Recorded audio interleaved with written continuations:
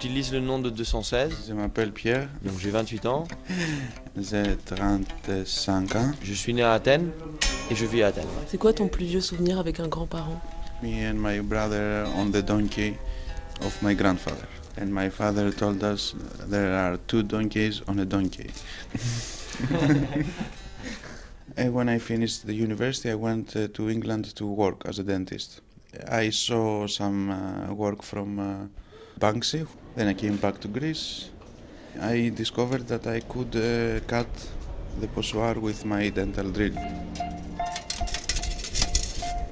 En Grèce, c'est plus facile de faire le graffiti. Auparavant, ils te chassaient plus pour ça, mais maintenant, ils s'intéressent plus aux immigrés, enfin immigrants, tout ça. Je peux dire que comme la plupart des jeunes en Grèce, je me suis réveillé un peu en 2008 quand il y a eu la mort de Grigoropoulos. La personne, elle avait 15 ans et il a été assassiné par un policier.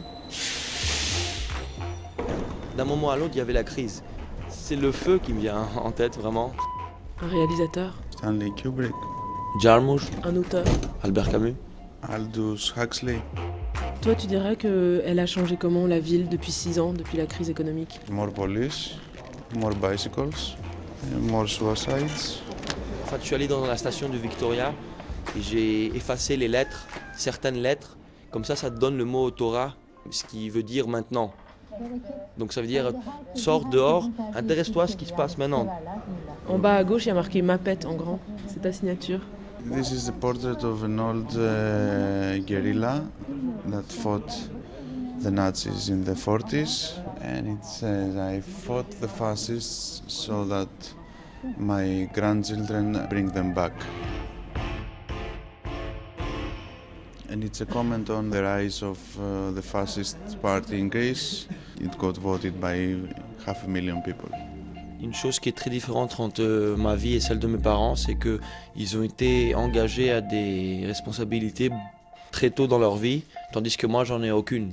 If I could say one positive thing about European Union, I would say it. La Grèce? Chaos.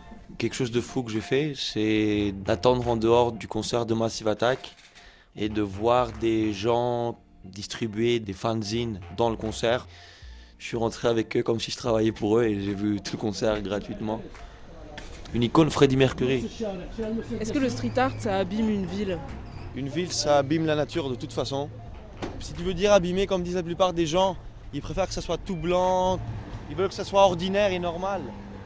Mais moi, je trouve pas ça normal, je trouve ça comme un asile si tout est de la même couleur et tout, donc je pense pas qu'on abîme.